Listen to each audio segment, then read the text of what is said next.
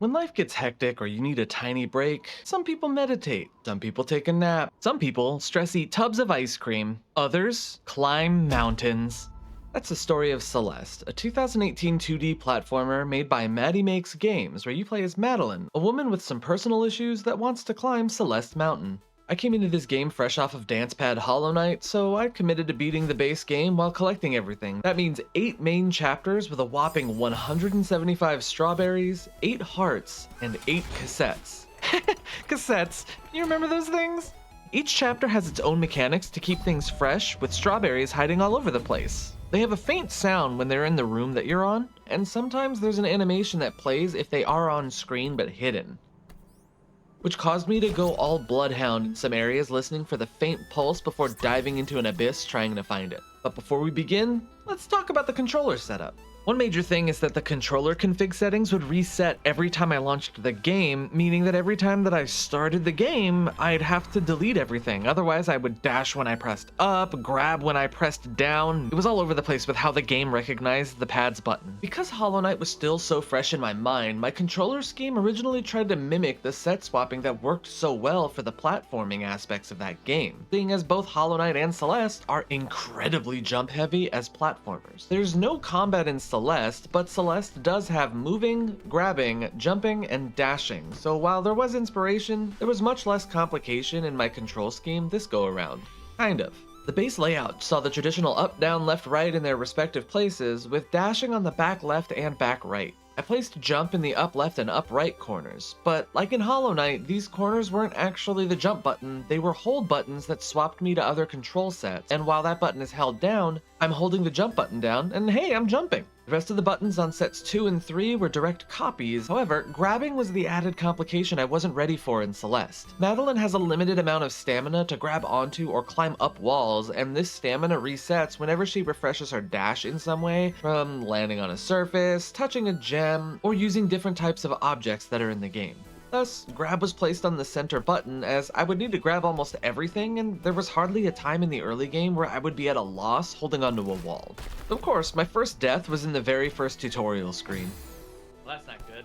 Anti-Micro has an order of operations that gets in my way here. If I'm holding onto grab and then swap to another set, Anti-Micro will briefly forget all buttons to change layouts, so pressing the jump button here makes Madeline stop grabbing for that short time while it changes sets and recognizes buttons again. So I needed to go back to the drawing board almost immediately. There's almost never a detriment to me grabbing onto a wall, so holding left or right down for 0.15 seconds will also hold down the grab button. And then to add on to that, I put double tap on dash for left, right, and down. The worst thing for my setup was up dashing, as I have to stretch my legs pretty much across the pad with what I currently have, which would make diagonal dashing nearly impossible. So rather than having each jump be a different layout, the up button was a different layout. All my other buttons are on this set, but instead of the center button being grab, it's dash. This lets me diagonal dash up with relative ease, and up dash was just one step on 2 different buttons. So from here, I learn how to climb and then I find Granny. Her laugh is a bop. I learn how to dash, and then the game truly begins. Watch your fruit banks, because this is gonna be a strawberry. Chapter 1 is Forsaken City, which introduces Madeline and the player to blocks called zippers that move along a track whenever Madeline grabs them or steps on top of them. Zippers also carry momentum, so if Madeline jumps while they go up, she gets more height, and if she jumps while they move to the side, finding the heart collectible, the nearby computer terminal flashes colors in a particular order, and I need to dash in the direction of the bird that matches the color. Just, be aware of where you're standing. That was genius. My biggest takeaway from chapter 1 is I tended to not course correct when I was in motion, meaning harder puzzles that were straight shots were easy, but if I overshot a jump, some stupid and preventable deaths occurred. Behind this zipper hides a cassette tape room, which will open the way to that chapter's B-sides, which are more challenging versions of the same stage and its mechanics. Even if I wasn't planning on originally doing B-sides, I wanted to get all the collectibles, and this is something to collect. The final room's zippers took a bit to get used to when it came to jumping off to keep momentum, but as room is cleared, all strawberries were eventually found, with only 106 deaths, and all of chapter 1 is done. The Stellar Strawberry Award goes to this side strawberry that requires clinging, dash diamonds, and remembering that there's a troll spring at the start of the room every time I die. Hold on.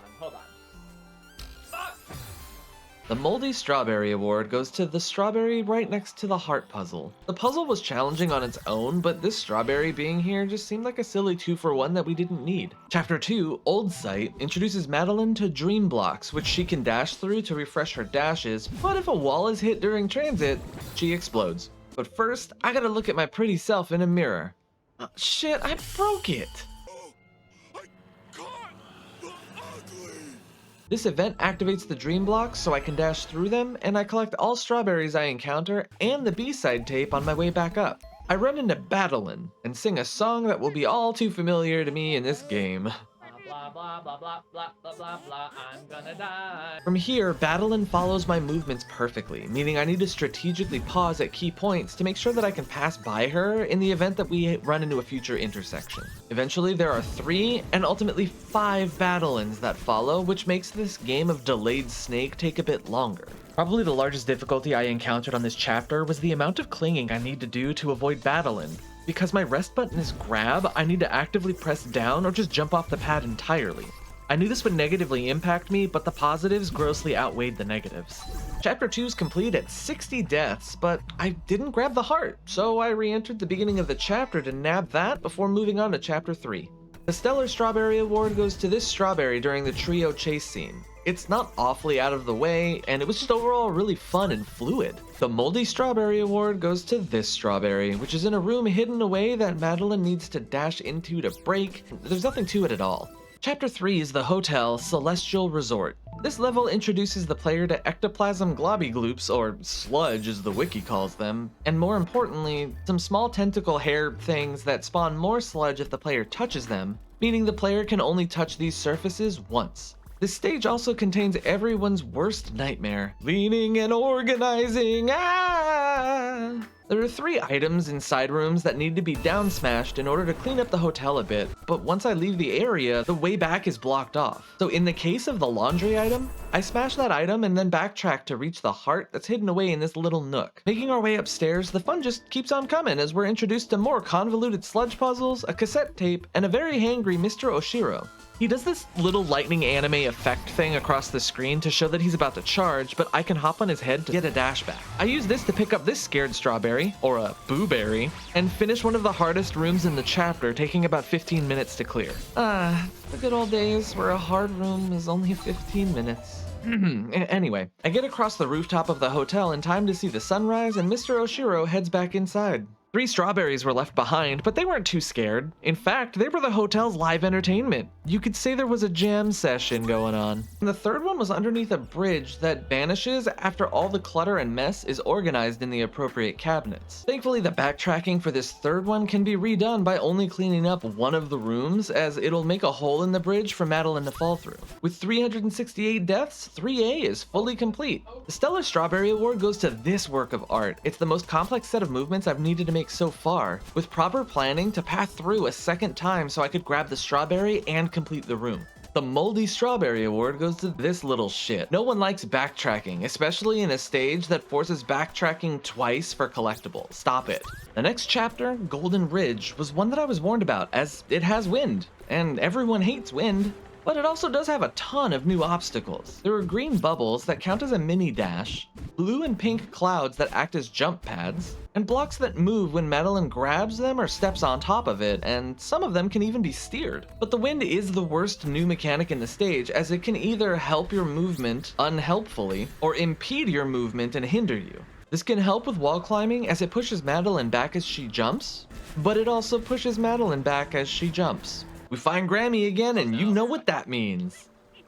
Blocks with arrows that have these green panels on the sides or on top can be steered as long as that side is being touched by Madeline. Panels on the side mean that it can go left or right as long as Madeline is grabbing it, and panels on the top mean it can either go up or down as long as she is standing on it. While the side blocks were easy to steer, the blocks that I stand on had me being extra careful, as if you remember, pressing the up arrow goes to another set where my grab button turns into dash, which will cause me to launch myself off the block. Every time I did this, there were sad strawberries everywhere. I guess you could call them blueberries now. Eventually we spend enough time with blocks, and it's time for more wind. Yay. Finally, the end of Chapter 4 is reached, and Golden Ridge is done with 475 deaths. But wouldn't you know it, 2 strawberries and the B-side tape are missing. The first missed strawberry and the B-side tape are found right next to each other, and the final missing strawberry was in a room that I had accidentally skipped because of this side path, but we've acquired everything here with an additional 96 deaths, so this chapter took me 571. The Stellar Strawberry Award goes to these 2 strawberries that Madeline needs to grab in one room and take back to safety without much breathing room on these moving platforms. The Moldy Strawberry Award goes to this strawberry hidden in a block. By the time I've reached it in this room, I already unlocked the door, so it doesn't need anything except a strong tackle. The Mirror Temple, honestly, I have no idea how I feel about this level. On one hand, I really enjoy the mechanics it adds to the game. The red bubbles are like the previous chapter's green bubbles, but they fly on infinitely until they hit a wall, a hazard, or Madeline dashes out of it. It also adds swap blocks that shift across a track rapidly when Madeline dashes, and then slowly retracts to their original position. Madeline can keep momentum if she's grabbing onto them or standing on them while they travel. This allows for fast room travel and ends up being a huge thing to get the hang of later on in the game. Speaking of later in the game, starting from 5A, there were just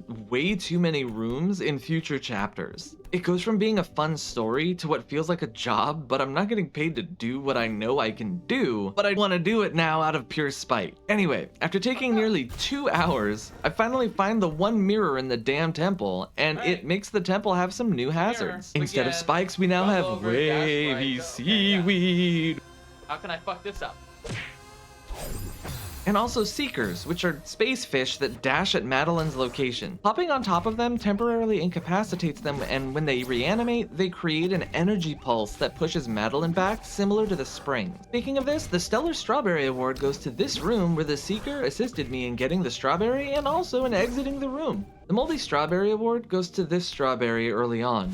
While the room is hidden by shadows, there's nothing to do to get this strawberry. There isn't even a hazard, and that's no fun.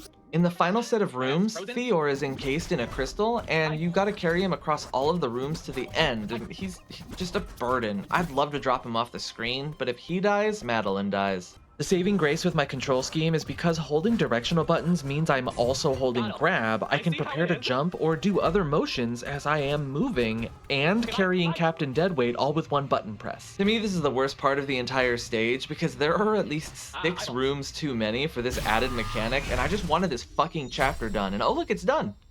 All strawberries were acquired along with the heart and the B-side cassette tape, all for Giddy Up 409 deaths.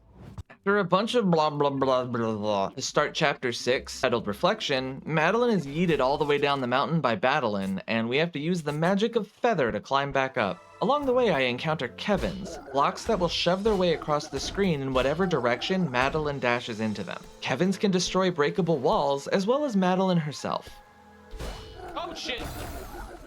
The feathers allow Madeline to briefly fly, with the player steering until the feather runs out, or Madeline dashes out early. There are no strawberries in this stage, but there is this heart puzzle. Now this is a clear callback to stage 1's heart with the colored birds, and the player needs to dash in a specific order. For those of you at home, the original pattern was up, left, down right, up right, left, up left. From here, I saw the next torch and thought that this icon just meant I needed to mirror the actions, or to close elevator doors. Since there are no elevators here, I input the mirrored actions, which are down, right, up left, right, down right, but the final torch lit up instead. This told me that this second torch was meant to mirror only left-right motions, and the third torch was meant to mirror only up-down motions. Putting in all of these actions gets me what I believe is the most difficult heart on A side, and I continue forward. A few Kevins later, and I encounter a new object, bumpers. These knock Madeline back in the direction that she hits them from. A billion of these bumpers later, and I face off against Madeline. I show Madeline the power of love by ramming Madeline into her repeatedly, making her move away and cause the arena to rattle around. She fires orbs and also has a laser beam. Just like the Theor portion of the Mirror Temple, this last portion of Reflection goes on for way too fucking long. But we finally hug Madeline enough to where she merges with us. We get pink hair and the ability to dash twice, but we don't get the laser beam or the orbs. What a damn ripoff. We reunite with Grammy, Theor, and Tomba and end Reflection with the cassette and the heart and a staggering 359 deaths. Huh. Okay, well, that was a lot less than I was expecting.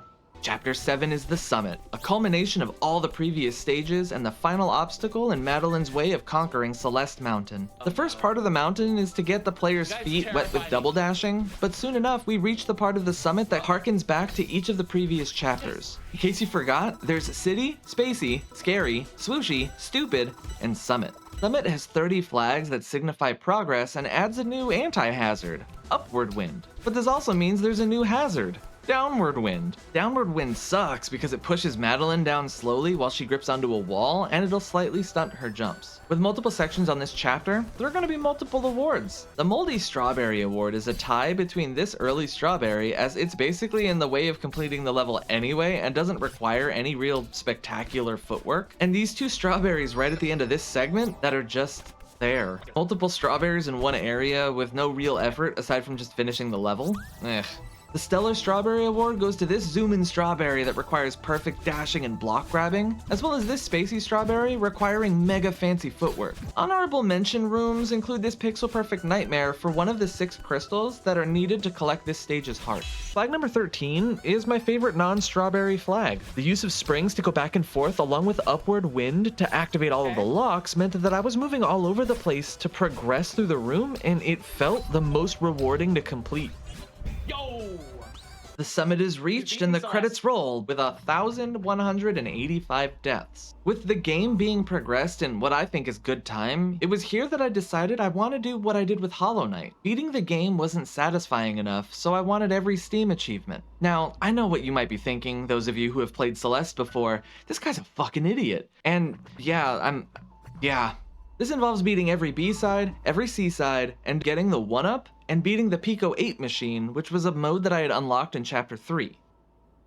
Rather than beginning the next day on Chapter 8, I chose to do the Celeste within Celeste and complete Pico 8. This little retro game has some challenging stages with similar mechanics to the main game, albeit with a few differences. For starters, there's no wall grabbing, so I need to wall hop and be happy with that. There are also collectibles, but these don't matter to the achievement, which is just beat the Pico 8, so I don't have to gather them, and I don't unless they're in my path. There are springs, spikes, and boxes that crumble when I touch them, and instead of diamonds resetting my dashes, there are red balloons. The toughest stage here had to be 2,300 meters right after getting the ability to dash twice. The usual attempts to dash up once and then jump off and dash again would result in me hugging spikes. After having some fruitful discussions with all the strawberries I'd collected thus far, a foolproof plan was formed. It turns out I was always one jump short in my previous attempts, so one early wall jump was enough to scale this section of Pico, and not long afterwards, Mini Celeste is conquered, and I set my sights on the next minor issue, the 1-up berry. When a strawberry is acquired in Celeste, replaying the same chapter has a blue strawberry in its place. Strawberries collect when Madeline's feet touch a safe, non-obstacle floor for longer than a brief moment, a split second, a footstep. Thankfully, this means things like zippers won't collect berries because they're not considered the floor. And if multiple strawberries are collected in one train, then when they collect, their score will increment. This was most notably seen in Golden Ridge with the 2 strawberries in one room, where the first strawberry gave 1,000 points and the second one gave 2,000. What does a 1-up do? Nothing. I feel it's just a retro reference similar to the Super Mario Bros. 3 block to collect a heart in a previous stage. This achievement, however, was no laughing matter. The first berry is pretty simple aside from needing a light hop near the end of the room, but I need to hold left as I do the room transition so I can cling to the nearby wall without touching the floor. The second berry needs the same treatment, holding left as soon as I enter the room. The third berry is a new issue for me. It's the first winged berry that flies away once Madeline dashes. I can make my way up the left side wall with a well-aimed set of hops and then use my dash to grab the strawberry before it flies away. This next room directly connects to 3 strawberries. However, the closest room to the left has a lot of scaling, drops onto spikes, and lots of hops to exit the room, so this didn't seem like the best option. And while zippers don't count as ground, grabbing the wall too close to the floor will reset your dashes because it floor. Madeline's feet also apparently touch the ground if you move too far to the right of the zipper, which causes premature strawberry collection as well. The 5th most accessible strawberry is behind this ice block, and grabbing it's not too bad, coming back is the problem. The left path has potential as I can grab the wall, hop up a bit, and then dash up without landing on my feet. The other way is dashing up, but I need to be careful with dash distance because if Madeline dashes too low, the game will already count her as being on the ground before I have time to jump again. For the final room, I learn here that instead of holding left, I should hold right and then latch onto this wall and save my dash to get over these spikes to hit the diamond and regain another dash. Strawberries don't count all at once, so I have time to break this wall and grab the final strawberry before everything finishes ticking up. 36 minutes of practice, 42 attempts, and the one-up berry is mine. I brought all these little ones to safety, so you can call me the Straw Fairy. The final A-side awaits me. 4. This chapter has hot-cold mechanics that Madeline swaps with these heart-shaped switches, and she doesn't get her dashes back if she touches the ground, only if she changes rooms or grabs a diamond. The hot-cold swap changes stage mechanics. When the room is hot, there are conveyor belts that propel Madeline up, launcher blocks that act as cloud trampolines, lava balls that kill on contact, and sun faces that also kill on contact. Who'd have fucking thought fire hurt? When the room is cold, launcher blocks become shatter blocks, which crumble a short time after Madeline grabs them or stands on them. The conveyor belts turn into ice walls that Madeline can't grip. Lava balls turn into ice balls that Madeline can jump on, but not into. And the sun faces become our friendly neighborhood bumpers. Sometimes there are also barriers made of lava or ice that disappear when the heart switch is flipped. Speaking of this, after flipping a switch and retreating to a previous room, the moldy strawberry goes to this room. It requires constant wall hopping up ice walls and over some spikes to then traverse bumpers to reach the strawberry, then bumpers back. This wasn't fun, it was just tedious. The strawberry took a little over 15 minutes, and even then, I wasn't satisfied because I simply got lucky with bumper traversal. The Stellar Strawberry Award goes to this kick-ass room partway through the chapter. It uses pretty much all the elements of this stage to lead the player to the strawberry, and it's just so fulfilling to complete. The longest part of Core is this upward section where Madeline gets chased, and I do mean the longest. This footage is going at 800% speed, but the award for the worst room here goes to this travesty. There are 4 magma blocks that need to be grabbed at the perfect angle to propel Madeline up. Too low and she's propelled downward, too high and she hits spikes or the lava separating the rooms. I believe I could slightly adjust her location by moving up or down, but because of the pad sets, it could cause false jumps like these, so I had to find a new way around it. Aiming dead center to bounce left and right wasn't an option, so I resorted to skipping half of this room by dashing up and grabbing the very top corner of this brick to launch myself at the correct angle to just propel her towards the diamond. From here, I need to hit the top corner of this new brick so I can dash over this final brick and land on the strawberry. If I don't do this, Madeline won't have the grip strength by the time this brick respawns. This room was also the final straw. Berry. That was the 175th berry. After what seems like forever going up, we finally get to go right again. Only this time, there's lava and ice at the tops and bottoms of our screen. That's not how lava should work. Hot makes the barriers rise, cold makes the barriers fall. The only issue here is waiting for appropriate times, and also jumping for this switch, as Madeline isn't tall enough to trigger it by running past it. Put your arms above your head or something, Madeline. What? Thankfully, the cassette room is along the way, and is in fact the room right before the final room of the chapter. So, all strawberries, the B-side, and 557 deaths, and all of the A-sides are good. While the A-sides were an introduction to the game and its mechanics, the B-sides test the player's grasp of these mechanics and how they're used, and they really tested how well I made my control layout and how I meshed with it. There are no collectibles to grab, just flat out gameplay to clear the various rooms of each of the chapter's themes. The major problem with this is it throws a lot of rooms at the player, to the point where it stops being fun, it's just tedious. My major qualm with this chapter is because the zipper mechanics aren't really that difficult, the level gets artificially more difficult with the addition of spikes just everywhere, including the zippers. Stamina management is the biggest factor here, making jumps difficult. In this stage, I also encountered a momentum issue that I wouldn't fully understand until I reached C-sides, which I'll get to later.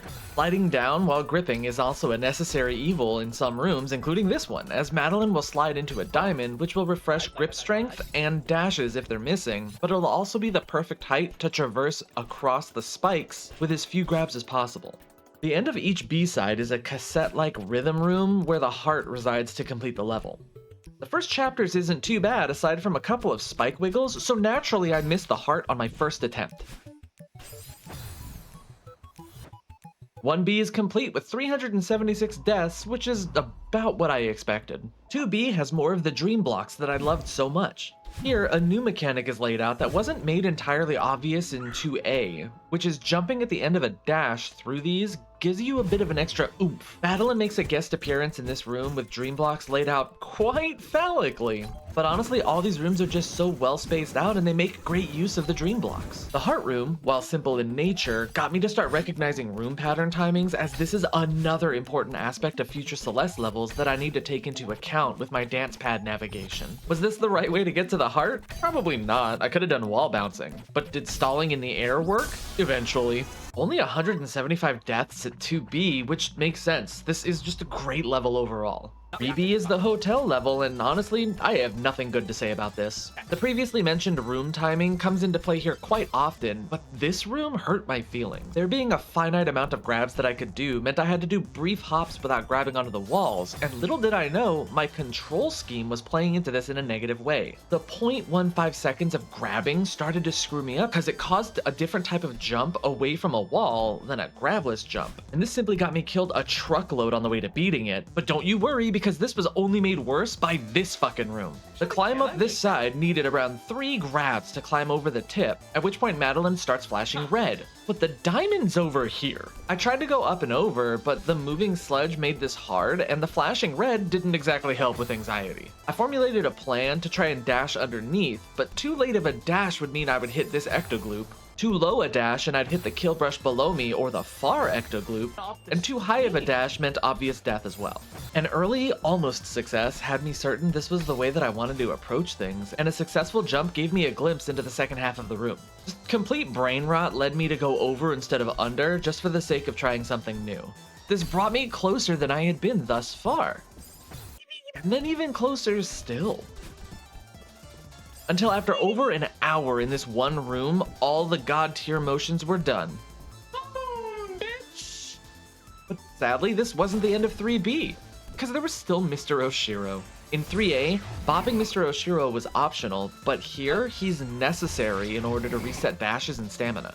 This is especially useful in the final room, where there are a finite number of wall grabs thanks to the squiggles, but this is the final real room before the cassette room and the end of 3B, leading to my worst level yet of 1,287 deaths. 4B is a return to Golden Ridge, and the first few rooms weren't too bad, but just as fast as we made it through the fun stuff... Stop!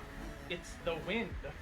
Or, wait, what the shit? The wind wasn't even that bad. If anything, the award for worst room of this chapter goes to the tall level here. The need to wall hop instead of grab gave me terrible memories of the 3B that I just put behind me in a therapy session. But it seemed the way to succeed here is to do a wall jump without grabbing so I can grab the block higher up, then activate it. This gives me enough height to jump to the spring, and from here I need to make a lot of quick hops that were fast enough to ignore the grab portion of my anti-micro setup, and then hanging from the bottom of the block to dash underneath it instead of needing to go over the top. Quite honestly, none of the wind stages posed that much trouble. It was mostly all stages that had a lot of up. As I can't crawl up or down, I needed to jump or let go. The heart room has wind, which wasn't too bad aside from needing to do a horizontal dash instead of diagonal towards the orb. And yeah, this was the only thing I did wrong. Definitely. Yup. Only thing. No fucking way!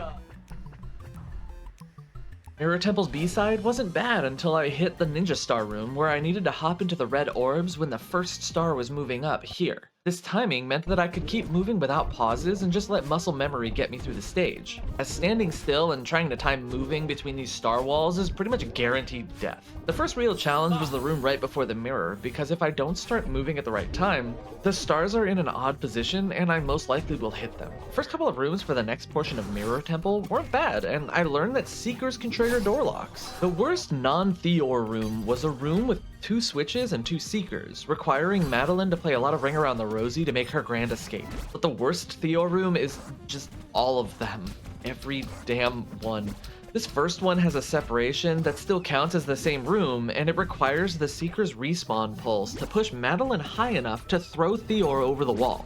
The 3 small connected rooms also need this pulse boost. This room doesn't even have a seeker. It requires manipulation of dash physics to throw an object and then dash into it, giving Madeline extra dash height and letting her clear the top of this platform. The final room, I take no chances, and I use Theor to acquire the heart, finishing the level with 652 deaths and securing my overall death counter so far at a lovely palindrome of 6,886, which I thought was beautiful. You know what's not beautiful though? Reflections B-side. It starts off on top of a Kevin, which is not a comforting introduction to the level. The Kevin here needs to smash through 3 walls, and with how these levels are created, I need to be moving alongside him, as if I fall behind, there isn't a safe place to hang on for him to come back, and his retraction will become unreliable. The first lock is acquired by the feather, but missing the round trip means certain death, either from crystals or Kevin's hairdo. The first diamond needs to be grabbed and then immediately used to hit this bumper around here, giving me enough time to fall down and dash into Kevin as he comes back from murdering the second wall. However, the dash can't be too high or too late, or else Madeline gets a haircut instead. The final hurdle is activating this top block and then jumping to both grab the diamond and not get flattened. If the blocks are too far spaced apart, Madeline will miss when she dashes towards the bottom Kevin. No! An early enough dash into upper Kevin means that they line up on the way back, which is perfect and allows a clearing of this stage as we move on to the duel with Battlein. There was a glimmer of hope that this wouldn't be too bad. Reflections A-side was great, and the first few rooms weren't too hard. Good luck, shithead. Then I realized I was taught for a second time how to punch Kevins in the head, hit bumpers, and use a feather, all in the same chapter. So it's really worrisome I was being taught this again. The battle and rematches were honestly pretty fun, and while the constant movement meant I had to keep on my toes, this B-side just went on for so fucking long for absolutely no reason. Like, for real, this is at 1000% speed and I'm still trying to fill time before we end up at the worst room in the chapter. The first part of this room is a constant movement, and with there being tight corners and long straightaways, starting at the wrong time means a laser. Fuck you. First problematic obstacle is this first bumper. Bumpers hover slowly left and right, meaning sometimes you get a perfect launch, other times you're too early, too late, not at all. Oh my god. If Madeline hits at about the perfect 3 o'clock spot, I have no time to react, but if I prepare to react and I didn't hit the spot, I lead myself back into crystals. So this pair of bumpers was literally RNG for over an hour. It also doesn't help that my laser timings don't stop at the start of the room, as if I don't drop at the correct time, I still get shot. There were a few close calls, but either bad bumper placement or me forgetting where I am, it was painful seeing the end in sight, but eventually after over an hour and a half of dying on what felt like every inch of this room, this nightmare was ended with sheer luck and all that was left was the heart room. What did that easy? I'll let you guess what happened here. This awful B-side surpassed 3B by a whopping 426 deaths, netting me a total of 1,713 and cementing itself as the biggest torture so far. I begin Summit's B-side with 8,599, just one death away from a nice round number. Do you think I can do it? Yeah, me neither. The hardest part of chapters 1 and 2 redone were the final rooms. Chapter 1 tries to trick the player with these hops by putting 2 lefts and then 2 rights near the end, but it wasn't too bad hopping back and forth without grabbing. They're perfectly spaced.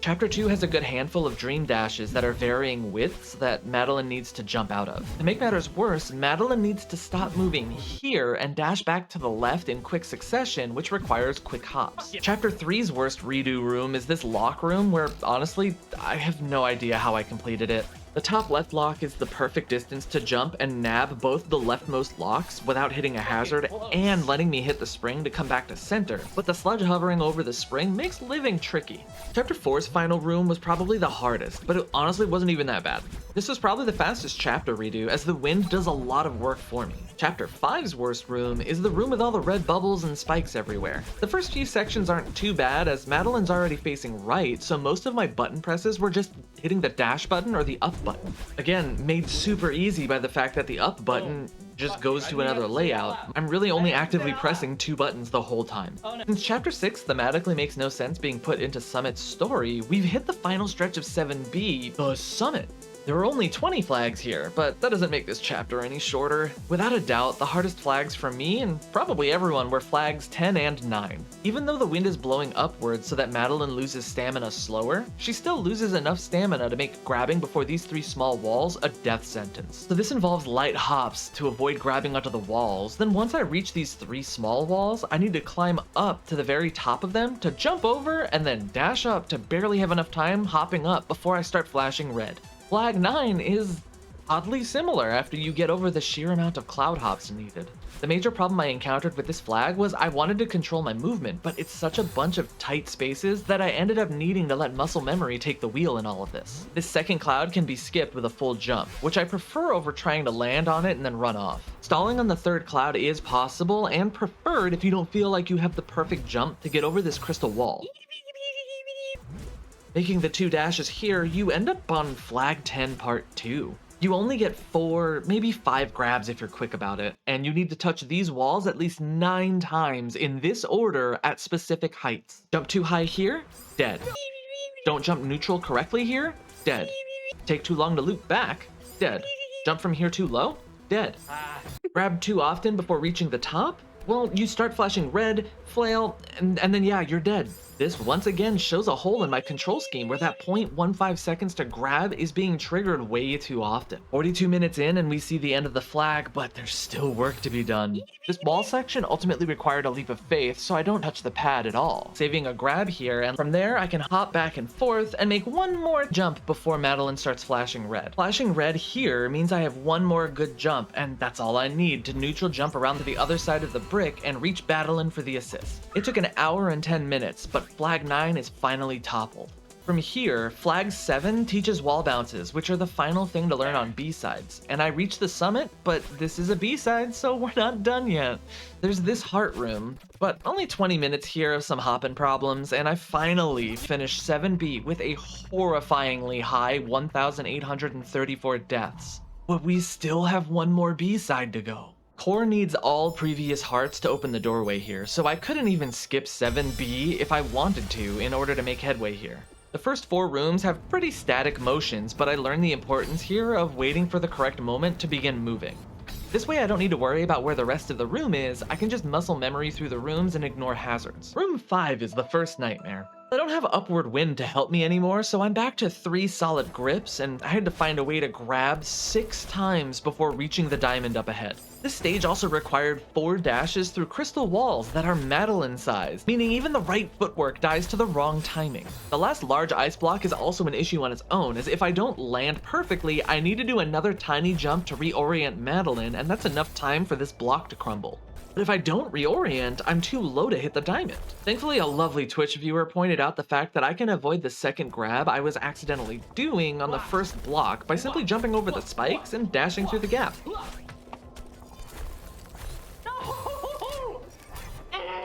You fucking genius! This made reaching the diamond much more consistent, and after only seeing the final 2 mini blocks maybe about 10 times with a couple of really close calls, this abysmal room was beaten in an hour.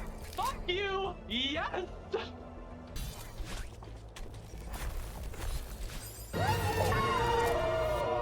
The next few rooms gave me hope that I could forget the ice blocks room, and clearing this room was just having to remember when to hold the jump button and when to let go. But then we found something worse. What the fuck is this? This room has a bunch of conveyor belts that propel Madeline up, and I need to jump at the very tip or part way up. Either way, you need to dash through Madeline-sized gaps between the rooms with little reprieve. The worst part about the very end is by the time you get to the last conveyor belt, if I wasn't careful, I'd miss the opportunity to jump off the conveyor belt, but nearly another hour was spent clearing just this room. Fuck. After this, you would think it's over, but nah, there's just 2 more rooms that require timing the start yet again and then rising lava ice. The first 2 rooms are nothing to really brag about, just the third. Hopping on the second conveyor belt as the fire orb here is about to fully disappear will allow Madeline to be propelled up, and then jumping off allows for the perfect time for muscle memory to kick in. The constant rotation of up dashes and diagonal dashes gets me through this room cleanly. For this climbing room, the thing that got me through was to start moving immediately after respawning and to stand right here on the city block. This gives me a straight shot up the rows of orbs and allows the rest of the room to be done without a hitch.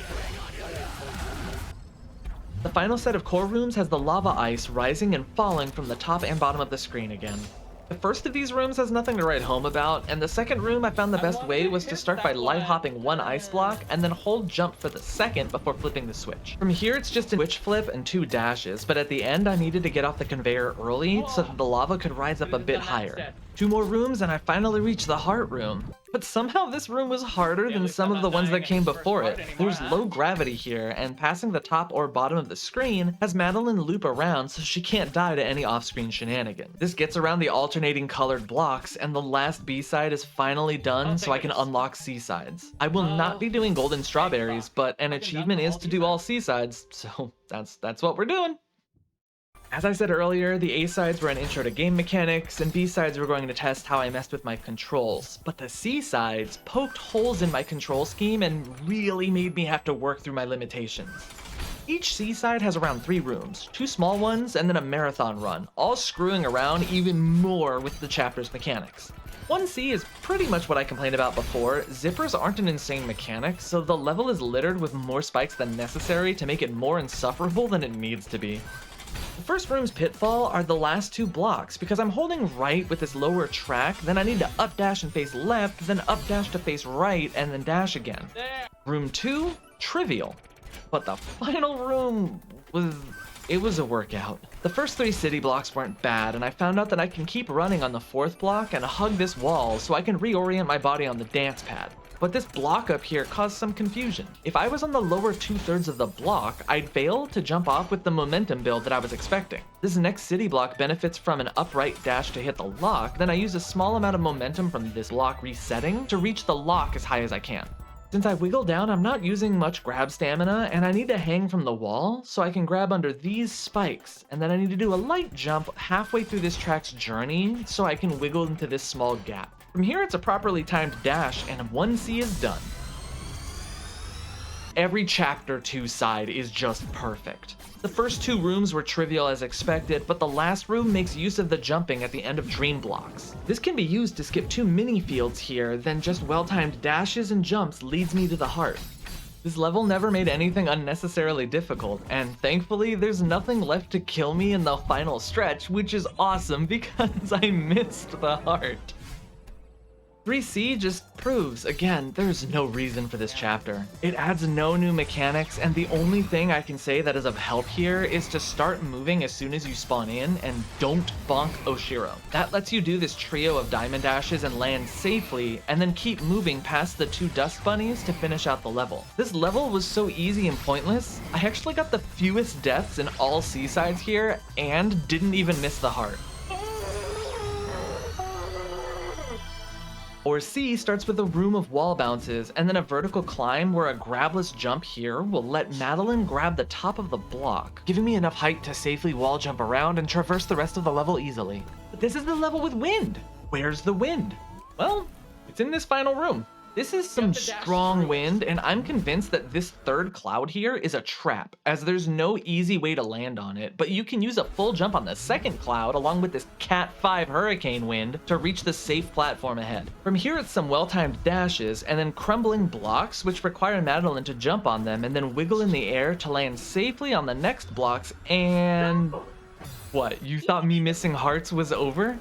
325 deaths here, and it's on to 5C. 5C's stretch room is wall bounce central. There's so much moving here, a lot can go wrong, so it doesn't feel bad dying. 5 wall bounces here can trip me up, but it's the final orbs that were my problem. At the final wall bounce, I have to hold left, hit this orb and press right for a brief moment, then dash down at the perfect time. From here, it's just proper dashes to the heart, and thank goodness there's no Theor section here. Yo! Yo! Ah! Yes! I just had to shit talk the Cremu lady. Oh my god. 6C takes a break from the monotony of all of the horrors of its A and B counterparts, and also the pain from all C-sides so far, by being an absolutely great stage with no battle-in. The first room's bumpers and wall bounces were a nice mini room. The second room had this scary curve that required me to press up, left, down, right in rapid succession that could get my feet all turned around, and then a fun section leading this Kevin through the stage. Another reminder appeared for me about my control scheme. For me to get the momentum I need to jump off, I need to let go of the left arrow, which is currently grab, while also pressing right and jump. Without this, I don't have momentum. Thankfully, this path is longer than the zipper block from 1C, so I can flip the script. The momentum appears to get lost because I let go of grab, so just passing over the grab button when going left to right is enough for me to keep momentum as Kevin launches me to the bumpers. There we go. Boom. For bumpers, I need to land between the 2 and 4 o'clock position on these bumpers, or else I don't get enough force to reach the next bumper. These bumpers with crystals over them also pose an issue because they can and will hover too far to the left, making touching them extremely difficult, if not impossible. At least I can hang out here for this bumper. And I will admit this now, I should not have hit this hard. Yes! First try heart! I was warned about 7C. The upward winds of room 1 helped with the back-to-back wall bounces leading to the Madeline-sized gaps to dash through, and the downward winds of room 2 weren't even awful. It was the stretch room. This room is notorious with one-time use springs and requires the most precise positioning I had seen yet, and I can't course correct here, so I needed to get my timing perfect. This took me 3 days, 9 hours and 44 minutes to finally lock down. First, I need to start with a perfect diagonal jump to enter the maze. Any higher or lower and I'm dead. Then I need to reach the top half of a spring. Too high and I get a buzz cut, too low and I can't clear the next wall. I diagonal dash and then do a repositioning dance to hit the top half of the next spring so I can clear the tallest wall here. This next upper spring I either missed entirely or wasn't positioned to wiggle through this tight path. Up next, I need to pause for a split second or else my dash would scout Madeline. An incredibly short love tap clears the gap, but too long or not at all means death. After the spring, I needed to set up a wall bounce by waiting until Madeline falls to the bottom of the screen before dashing. This wasn't guaranteed, and most of the time I died anyway. At the final cloud, there are 2 paths. Going up, I died in every way you could possibly imagine, which was the worst setback that I experienced on day 2, and I honestly wanted to ignore it, but the timing of going under was too precise to reliably dash through, and even if I did make it, I was turned around on the pad, so I'd just die anyway. Only needing to hit the last spring, I hold right arrow and dash to enter the maze, but I let go early so I can hug this wall and avoid dying before I can updash. God tier advice I was given was instead of dashing right and having no time to recover, I can diagonal dash. I have no fucking clue why I didn't think of this before, as I was already doing it with the first cloud, but damn it if it didn't set me up perfectly. I hope you like the complete lack of ghosts, because I sight read this on my first try and cleared 7C's hardest maze. Now, for this final heart, we've seen me in previous stages' hearts. So what would you say if I told you that I may not have crushed this mind-numbing heart that spent 3 days within my grasp?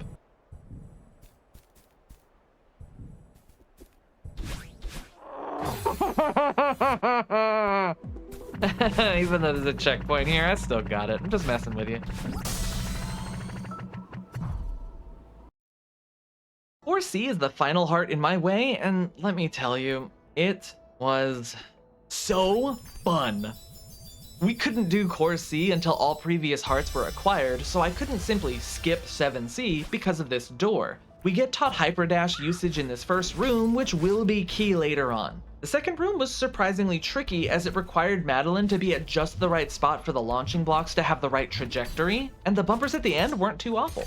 Then we hit the final room, which uses most of the objects of previous chapters. This room was a perfect summation of all I had learned in one long-ass room with lava and ice rising and falling as switches are flipped. That being said, there were a few key timings that I found were necessary to make this trek possible. For starters, I wasn't supposed to hyperdash on this zipper block, but fuck it, we ball. But if I hold down for too long and I miss this switch, then fuck it, we ball. A delayed jump is needed here or I slip on by.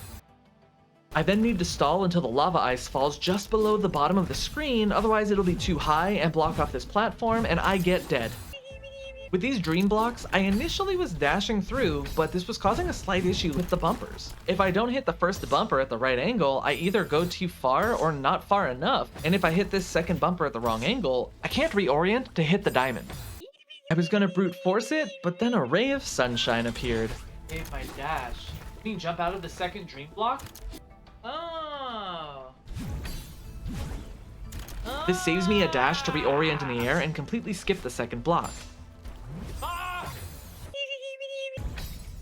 This got me through bumpers 100% of the time, and from here I chose to light hop my way down the clouds instead of letting them drop me, then I mistakenly hyperdashed this swap block. Don't do that. After the swap block and these fall walls, I reach the final Kevin. Do you know what it means to clap back, Raymond? Because I do. I need to scale these 3 walls as fast as I can to reach the 3 springs, where I just need to hit them as soon as possible to reach the switches. If I didn't do this fast enough, the lava ice barrier below me would be too high for me to hit the final diamond. I also need to scoot to the right a bit on the 1st, 4th, and 5th diamonds because of the varied distances between the diamonds themselves. From here, it's just smooth sailing through a rotation of launching and shattering blocks, and then we hit the home stretch. Just 2 hyper dashes to the heart. Knowing I need as much room as possible above me to dash and jump, I wait for the lava ice to rise before hitting the switch, and then I remember my inability to hit a heart on the first fucking try and die before I embarrass myself. No. But the next time I fix my brain, I finally get it. With 2 beautiful hypers and 2 final dashes to hit the heart, I complete core with 958 deaths. With a grand score of 18,819 deaths, Celeste has been beaten, excluding Farewell's 2 achievements. I decided partway through B-sides that Farewell was too daunting of a task for this video, and it's so immensely difficult that it's going to be a future adventure. But for now, there's a different mountain I need to conquer. My first playthrough of Dark Souls. You want to see my painful first experience playing this game and see how a dance pad might complicate things? Well, come join my stream on Twitch. Have a good one, and I'll see you in the next video.